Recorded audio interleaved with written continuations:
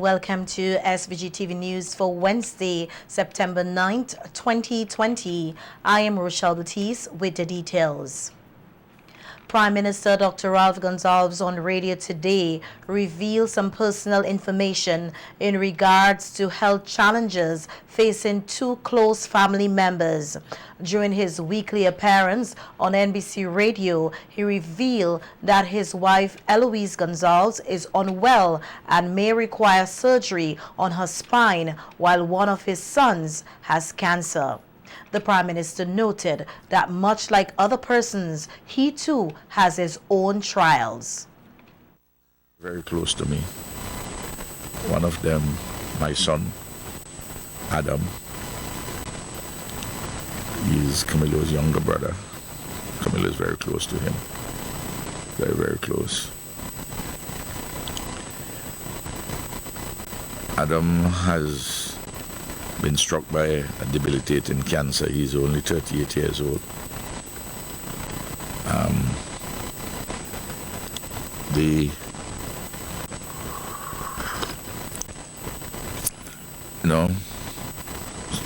And then I have to be making arrangements to go away for about a week or so. Eloise may have to stay longer. I'm hoping that I can leave maybe sometime next weekend, God's willing. Eloise has a cyst growing on her spine. Sharing more details on his wife's condition, PM Gonsalves said her condition is potentially debilitating. And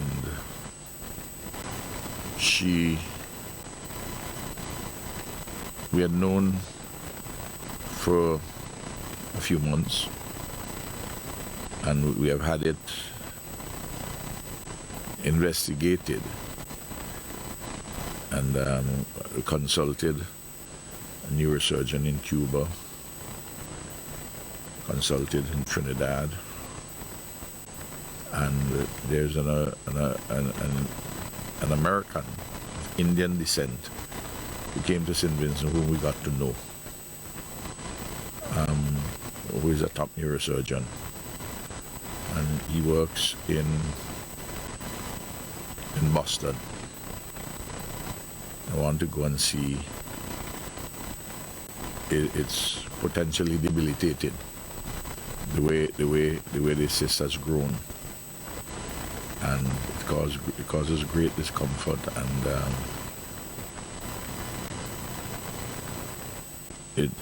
she could end up in a wheelchair, and it's, we don't know.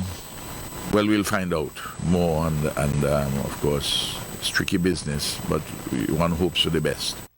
The Prime Minister said he will try to remain strong during this period of difficulty. So but I have to be strong for them. I have to be strong for those around me. I have to be strong for myself and my staff. I have to be strong in the country, so that sometimes people you can't involve in lamentations,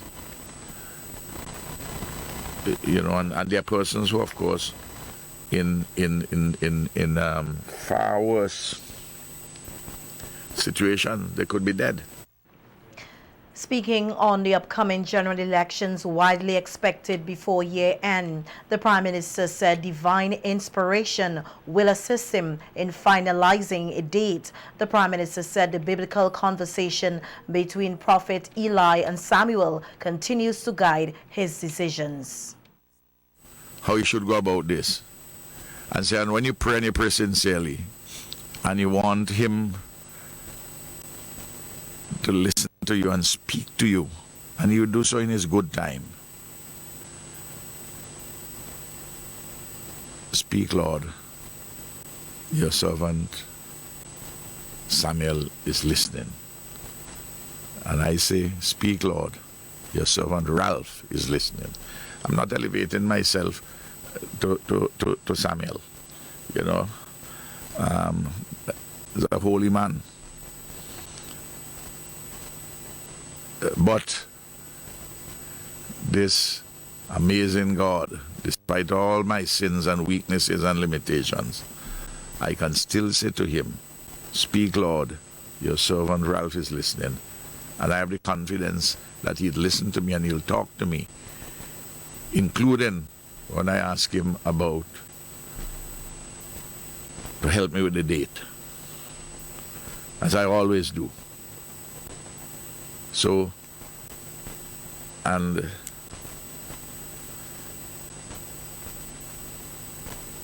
that's all I will say in that.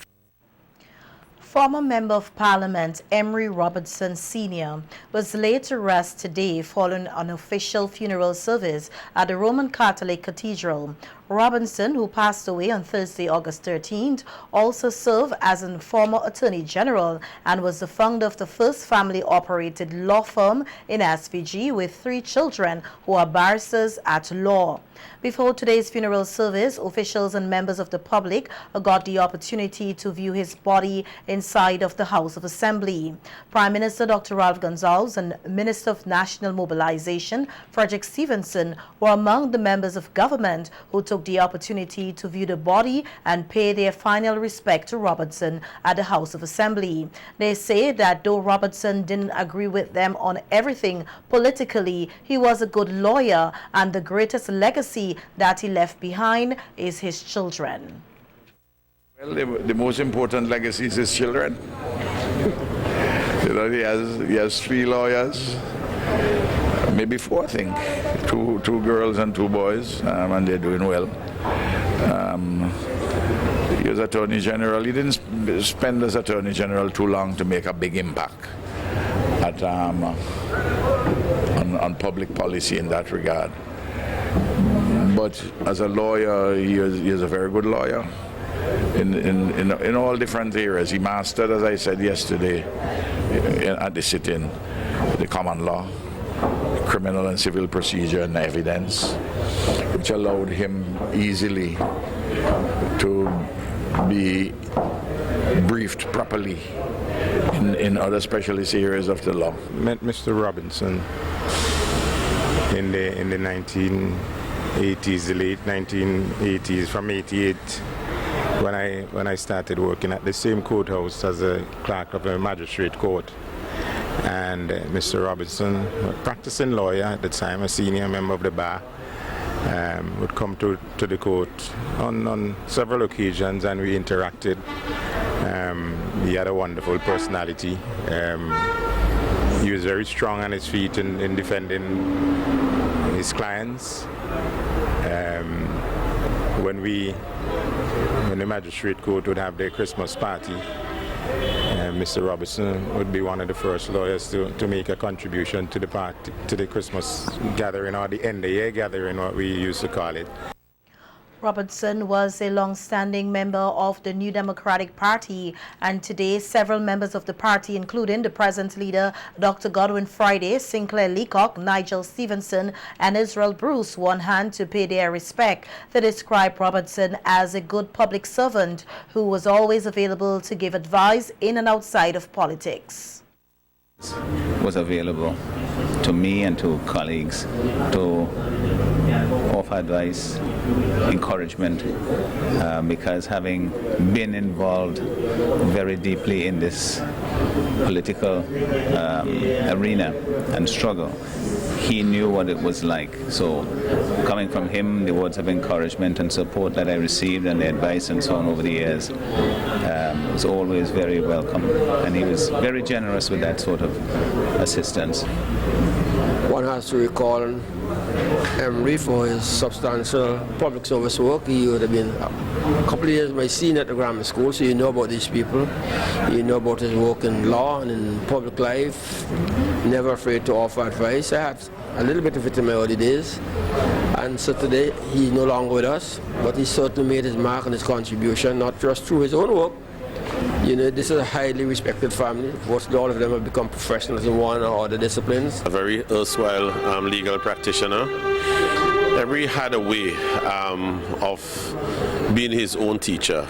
He didn't impose himself on you as a junior practitioner, but he used whatever opportunities that were provided to him when he realized that you were working in error, to say to you, look, think about this, or go and have a look at this case, go and reread this particular principle. So Emery was not only a legal practitioner, he was a teacher in his own right. As relatives, we do many of the things that relatives do, socialize, discuss several matters, but what I remember most is the legal work, the many hours, you know, that we did legal work for family members.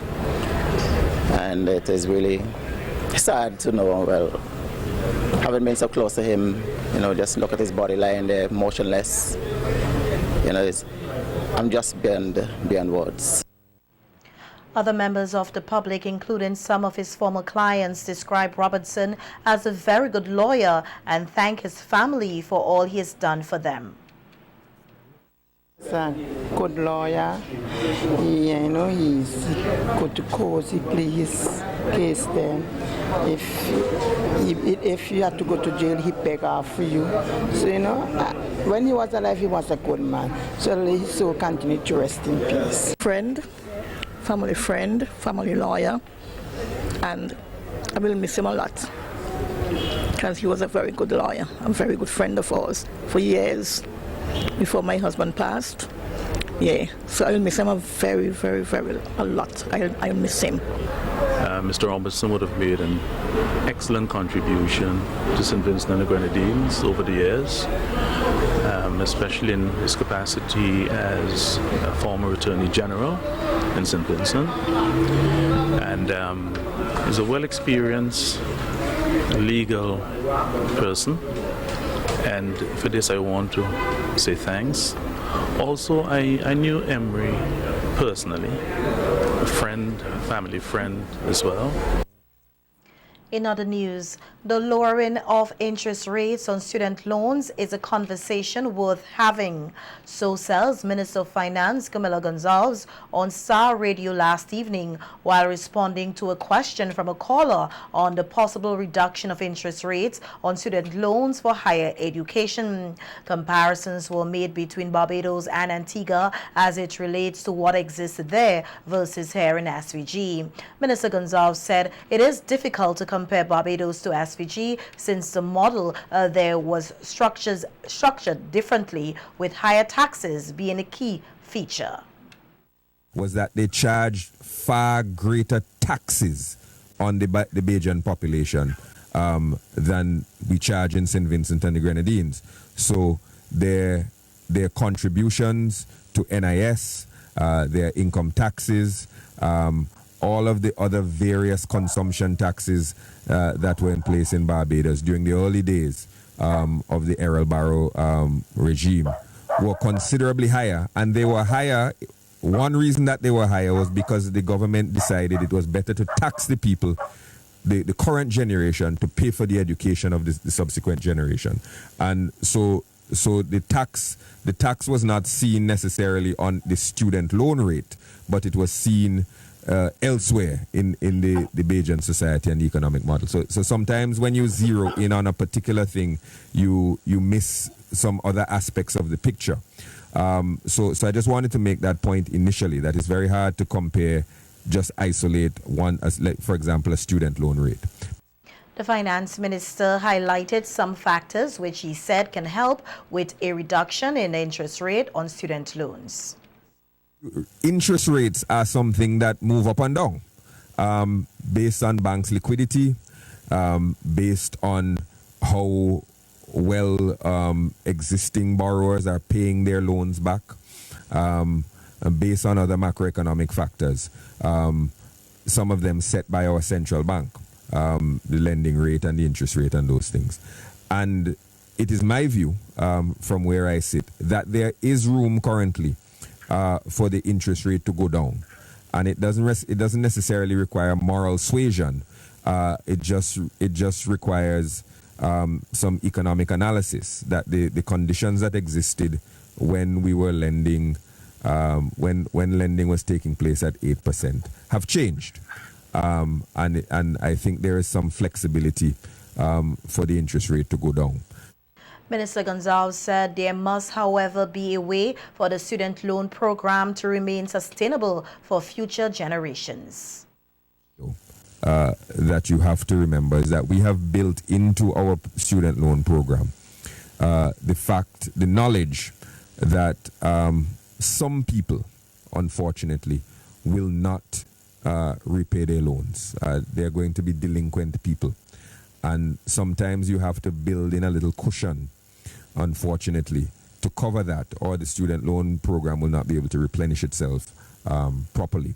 But having said all of those things, I agree with you that we're at a time when we can reevaluate some of the interest rates being charged. And I think based on liquidity, based on other downward pressures on interest rates in the region, I think it's definitely worth a conversation and some analysis, because I don't think it is a radical thought at this point to say that the interest rates can inch down a little bit.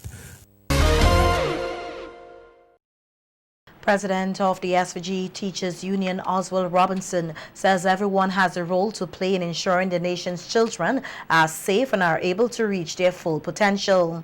With school now back in session, many of the nation's children are taking public transportation to get to and from school. Speaking with SVG-TV News yesterday, Robertson encouraged omnibus operators in particular to drive carefully on the nation's roads. We want to ask the general public to join with the teachers union and to make sure that our children are safe when they're crossing the streets, on the public transportation, the kind of music that you play. Remember, these are children, and it wouldn't do you any harm if you play something that is child friendly, because we want them to go back to school with a positive frame of mind, because sometimes when they take in certain type of music, that could impact on them in the classroom. You know, I want to ask the bus drivers to be extremely careful on the road, to be respectful to everybody, so that St. Vincent and the Grenadines could be a better place for all of us. Robinson said the nation's teachers are also charged with a tremendous responsibility and encouraged them to continue to sharpen their skills. Okay. I want us to be patient, to look forward to each day on its own merit. Teachers, continue to do your reflection. Reflect on your practice so that you could see how much you could improve to enhance the abilities that you have in teaching. And I want to use this opportunity to commend our teachers again for the hard work that they have continued to perform. It's an awesome responsibility, tremendous responsibility being placed upon the shoulders of our teachers. And our teachers would have embraced the responsibility to continue to educate our nation's children. And we just want the authorities to continue to provide a safe and a healthy environment for our teachers and our students, so that everything could work out well for us. The Teachers Union president also had some advice for students.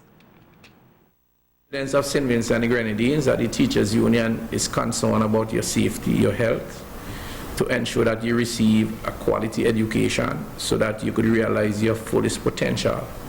We want you to go there to work with your teachers, follow instructions, do not wander away from the school compound.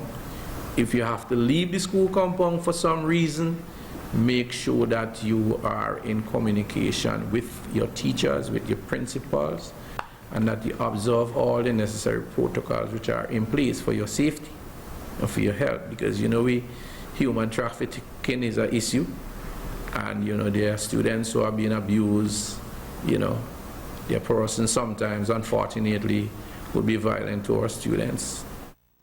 The Dorsetshire Hill Government School today unveiled a school sign which was donated by a member of the community, McGregor Brisbane. The school sign is planted at the gap leading up to the obelisk, with 2 smaller signs erected at the school, which is also supported by SVG Broadcasting Corporation, the parent company of SVG-TV. Speaking at the brief unveiling ceremony, principal of the school, Patricia James, said that having the school sign is one of the achievements she was hoping to gain in her tenure as principal. She said Mr. Brisbane came to the school and saw that the principal's office didn't have a sign and volunteered to get her one, and that she was surprised when he also decided to donate the school sign. Before time I had gotten one right over there, but it wasn't done properly and it was in the weather, and the people up there, they bring the garbage and pack it all in front of it. So after a while that deteriorated and we lost it. And I was trying to get one. Sometime last year, Mr. Brisbane paid me a visit, and he saw I have a signage up there on the board on the wall marked office. So he said, "What is that?" I said, "That's my sign." He said to take it off. So I said to him, "Would you give me one?" He said yes. But he didn't know that I was elated to hear that, because anything for me is good once it is going to improve where I am and the well-being of the children. I waited and I called, and in doing so, I asked him for a sign on the principal's door. There wasn't a sign on the principal's door either. He told me to wait and I may get more than I asked for.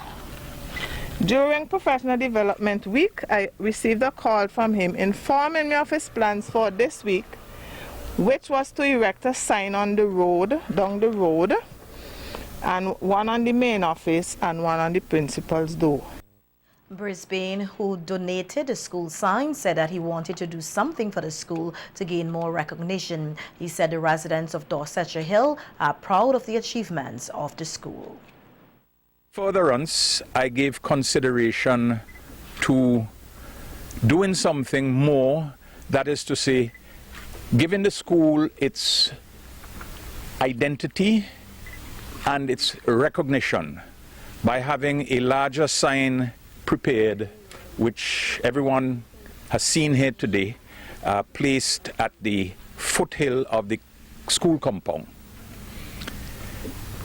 I had a little task before me in looking for a few sponsors, which I will not mention today by name, but suffice it to say, things did work out, and eventually the sign was erected yesterday, and I can only say that we could all be proud community members to note that the Dorsetshire Hill Government School can now boast of adequate signage.